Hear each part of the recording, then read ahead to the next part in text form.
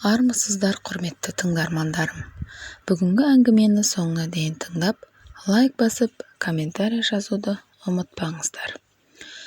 Түн жарымда түрткен кім? Ескі көшемен баяулата жүріп келемін. Қасымда нағашымның қызы бар. Жазғы каникулда біздің үйге демалуға келген ғой. Қасыңнан тастама, деп нағашым сеніп тапсырған соң барар жерге ертіп баратыным бар. Күн ұясына батқан, әлсін-әлсін самал жел есіп, айнала тынық күйге енген. Жаз мезгілінде орталықта әр сенбі күні жастар жиналып концерт қояды. Өзімше ауылда басқа қыдырар жер болмаған соң сонда апарған түрім.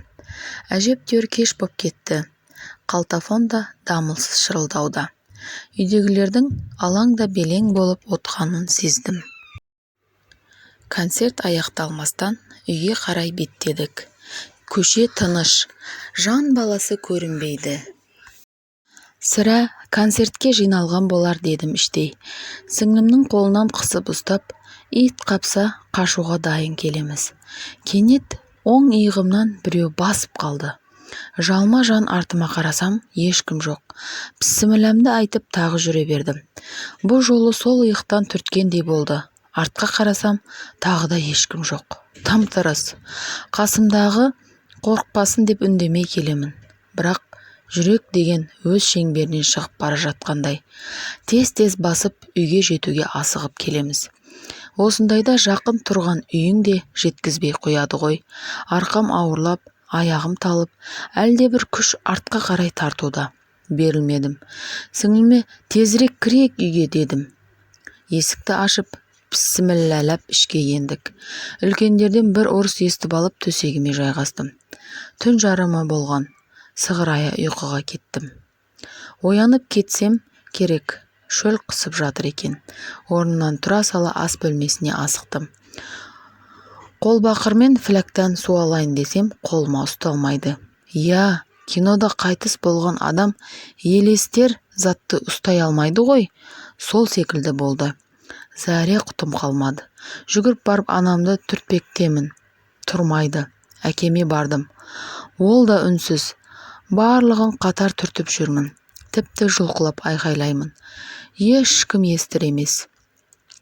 Ойымда тек бір сауал тұрды. Мен қалай өлдім?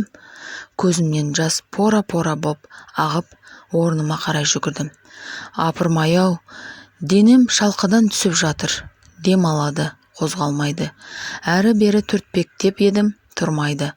Арғы бөлмеде ағам компьютерде отыр екен. Жанына барып, көкеу, депем, құлаққабын шешіп, айналаға көз тастады. Мені көрмейді, бірақ сезіп отыр. Мен де қоймай түртіп қоям.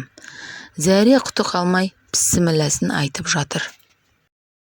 Соншалықты ұзақ түс көрмеппін. Қиыны жақындарыңа жете алмауың, айта алмауың. Орнына барып сылқия отыра кеттім. Кенет оң құлағымнан әлдекімдердің даусы естілді. Атымды атап шақырып жатыр. Манағыдай оң иығымнан біреу басып қалды. Қарасам, үлбіреген ару күлімдеп тұрып. Сенің жаның денеңнен шығып кеткен. Бұл астрал. Екінші әлемде жүрсің. Тезірек денеңді тауып тұрғаныңда орал, деді де көзден ғайып болды. Ентелей барып денемнің үстіне жатып ем, етіп орнымнан атып тұрдым. Әлі түн жарым. Бәрі ұйқыда. Ағам компьютерден әлі тұрмапты. Жаным расымен параллель әлемде болғанына көзім жетті. Сол кезде көрген дүние сол қалпы тұр. Жүгіріп ағама бардым. Көке, жаңа бір дауысты естіген жоқсыз ба? Дедім. Естігенде болдым. Барып ұйықта, қорқасың, деді қатқыл дауыспен. Әйтеуір көз ілініп, таңмен таласа ерте тұрдым.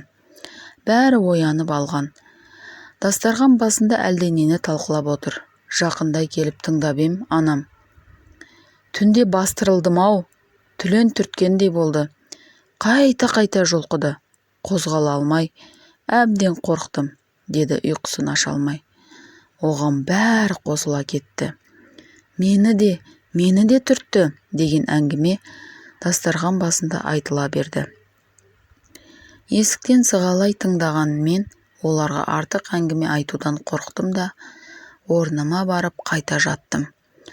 Сол түні түлен емес, мен түрткенімді қайдан білсін? Осымен әңгіме аяқталды. Әңгімені соңына дейін тыңдағаныңыз үшін алғысым шексіз. Келесі кездескенше сау болыңыз.